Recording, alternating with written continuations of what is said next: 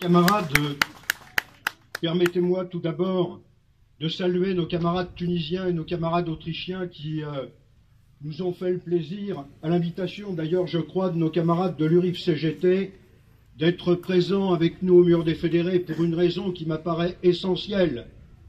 C'est bien que ce 1er mai, comme tous les autres que nous avons vécus, est celui de la solidarité internationale entre les travailleurs, quels que soient les pays dans lesquels nous pouvons exprimer en toute liberté ce que nous avons apporté à l'occasion de ces manifestations. Mes chers camarades, depuis bien des années, nos valeurs, nos engagements nous ont conduits à nous retrouver chaque année au Mur des Fédérés, à chaque fois pour porter un message qui est celui qui poursuit l'œuvre entreprise par les communards en 1871.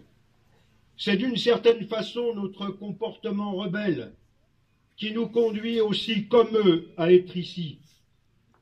Ce comportement rebelle, c'est celui qui a été porté par Étienne Marcel, celui de la Fronde, celui de la Révolution française, celui de la Commune et de mai 68 sous certains aspects. C'est celui qui s'oppose au pouvoir central bien souvent, quand ce pouvoir central amène toutes les répercussions que nous avons connues au cours des dernières périodes. Nous sommes tout à fait satisfaits, heureux même, de nous retrouver avec les camarades qui se sont exprimés, particulièrement mes camarades de la CGT et de la FSU, aussi de la libre pensée, qui participent avec nous depuis des années à ce rassemblement, ici de la Commune de Paris. Et chers camarades, ce n'est pas le fait du hasard que nous nous retrouvions ici. C'est tout simplement les combats conduits au cours des années qui viennent de passer. Combats dont on peut dire d'ailleurs, quand on regarde bien les choses, qu'ils se sont opposés à tout ce qui monte dans ce pays au cours des dernières années. Celui qui figurera sur la banderole de tête de la manifestation de cet après-midi, il est vrai que toutes les politiques sociales qui ont été conduites au cours des dernières années dans notre pays font en sorte que ce terreau conduit à la montée en puissance des extrêmes droites dans notre pays. C'est bien une réalité.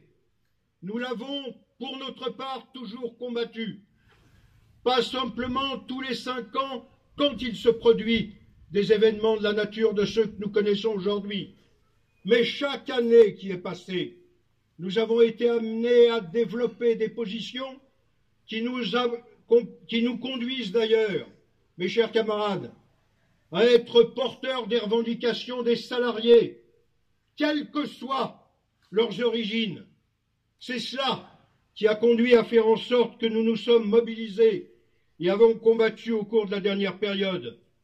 Je vous le rappellerai, nous avons d'abord combattu sur les attaques portées en matière de retraite, sur les pactes d'austérité, sur les différentes lois qui ont été développées au cours de la dernière période, y compris d'ailleurs des lois qui ont été condamnées par nos organisations respectives et qui portaient le nom de loi Macron.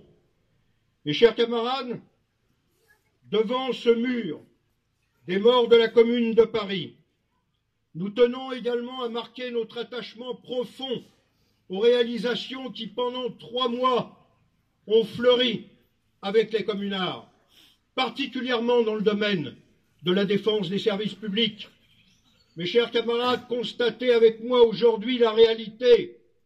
Depuis des années, les attaques sont fortes contre tous nos services publics, particulièrement ceux nationalisés et ceux dont parlait particulièrement Dick Trézalet tout à l'heure, ceux qui ont conduit à faire en sorte que le Conseil national de la résistance les avait placés en position qui conduisait à faire en sorte qu'ils assuraient l'égalité de traitement pour les populations.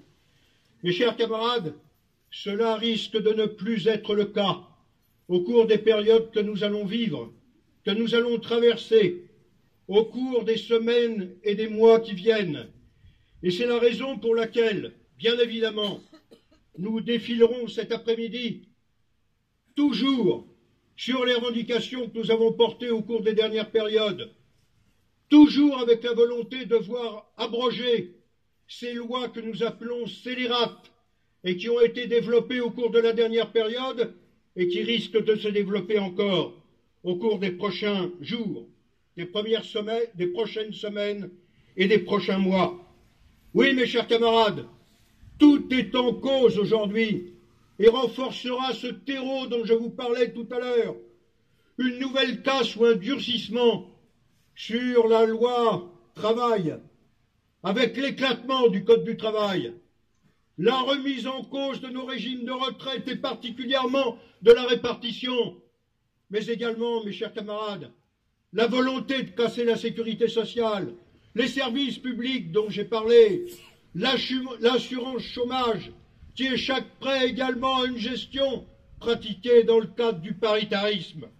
Alors, mes chers camarades, nous n'avons pas donné de consigne de vote pour ce qui concerne notre organisation syndicale, comme nous n'avons jamais donné de consigne de vote, y compris en 2002 d'ailleurs, sauf à quelques exceptions, notamment en 1969, quand le référendum proposait d'intégrer le mouvement syndical aux politiques, à entrer dans les gouvernements, à co-gérer et à co-légiférer.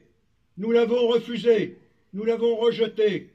Mais mes camarades, nous sommes bien aujourd'hui sur une position qui nous amène à, très clairement, affirmer ce que je développais tout à l'heure. Tout ce qui se développe, toutes les lois antisociales, contribuent à renforcer les extrêmes droites, et pour ce qui nous concerne, nous lutterons avec nos camarades jusqu'au bout pour qu'il n'en soit pas ainsi.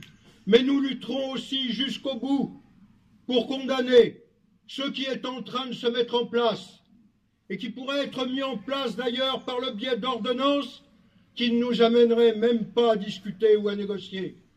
Alors, mes chers camarades, oui, c'est le pollen.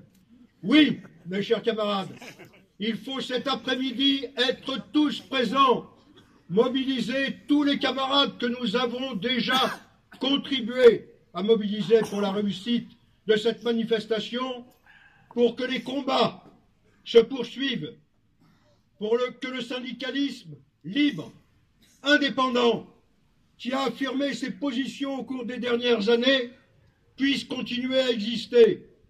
Mes chers camarades, vive la République une et indivisible, vive le mouvement syndical libre et indépendant.